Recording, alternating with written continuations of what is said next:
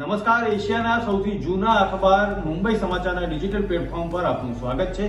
હું છું જીગર પંડ્યા. નજર કરીશું મુખ્ય સમાચાર. વડાપ્રધાન નરેન્દ્ર મોદીએ દેશની પ્રથમ નમો ભારત રેપિડ રેલનું વર્ચ્યુઅલ ઉદ્ઘાટન કર્યું. બીજી તરફ રેલવેએ વંદે મેટ્રોનું નામ બદલીને નમો ભારત રેપિડ રેલ કરી લીધું છે. દેશની આ પહેલી નમો ભારત રેપિડ રેલ ભુજથી અમદાવાદની વચ્ચે દોડશે.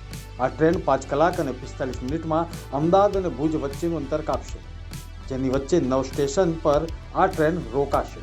કેરળના મલ્લપુરમ જિલ્લામાં વધી રહેલા નિપા વાયરસના કેસ વધવાને કારણે બીજા વ્યક્તિનું મૃત્યુ થયા બાદ વિશેષ નિયંત્રણો લાદવામાં આવ્યા છે. તુરુવલ્લી ગ્રામ પંચાયતના તમામ વોર્ડ તેમજ મામપત ગ્રામ પંચાયતના વોર્ડ 7માં શાળાઓ, કોલેજો, આંગણવાડીઓ અને ટ્યુશન સેન્ટરો આગામી આદેશો સુધી બંધ રાખવામાં આવ્યા છે.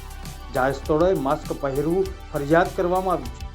દિલ્હીના મુખ્યમંત્રી અરવિંદ કેજરીવાલે મુખ્યમંત્રી પદેથી રાજીનામું આપવાની જાહેરાત કરી છે. તેઓએ ગત રવિવારે 48 કલાક બાદ મુખ્યમંત્રીની ખુરશી છોડવાની જાહેરાત કરી હતી. ત્યારથી જ દિલ્હીના રાજકારણમાં ઉથલપાથલ શરૂ થઈ ગઈ છે. આવતીકાલે સવારે 11:30 વાગે આમ આદમી પાર્ટીના ધારાસભ્ય દળની બેઠક થશે.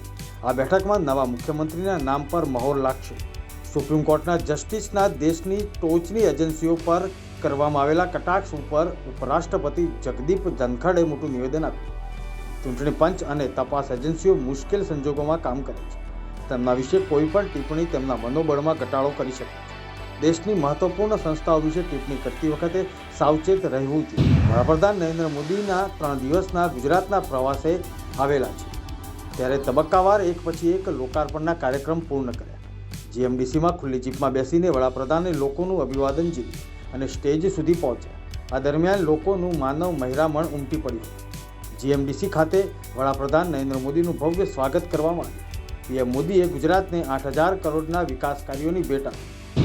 મણિપુરના મંત્રી કાસિમ વસુમના નિવાસસ્થાન પર શંકાસ્પદ આતંકવાદીઓએ ગ્રેનેડ વડે હુમલો કરવાથી સંપત્તિને ભારે નુકસાન થયું છે.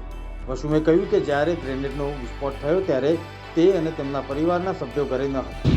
અંબાજી ખાતે ચાલી રહેલા ભાદરવી પૂનમના મેળામાં લાખો લોકો ઉમટી રહ્યા, ત્યારે આ તકનો લાભ લઈને નકલી નોટોનું વટાવનારો ઝડપાઈ ચૂક્યો છે. લોકલ ક્રાઇમ બ્રાન્ચે મેળામાં 500 રૂપિયાની નકલી નોટો વટાવવાનો પ્રયાસ કરનાર એક યુવકને ઝડપી પાડ્યો. ભાદરવી પૂનમ મહામેળામાં અંબાજી આવતા યાત્રિકોને કોઈ પણ તકલીફ વિના વિવિધ સુવિધાઓ મળી રહે તે માટે જિલ્લા વહીવટીતંત્ર કટિબદ્ધ બન્યું. ગુજરાત પવિત્ર યાત્રાધામ વિકાસ બોર્ડ દ્વારા મા જગદંબાના દર્શને આવતા યાત્રાળુઓની સુખ અને સુવિધા માટે વિવિધ સ્થળોએ સુંદર વ્યવસ્થા ઊભી કરાઈ. ભાદરવી મહાકુંભના 5મા દિવસે ધામધૂમથી જગતજનની મા અંબાના ધામે ભક્તો મોટી સંખ્યામાં પહોંચી રહ્યા છે.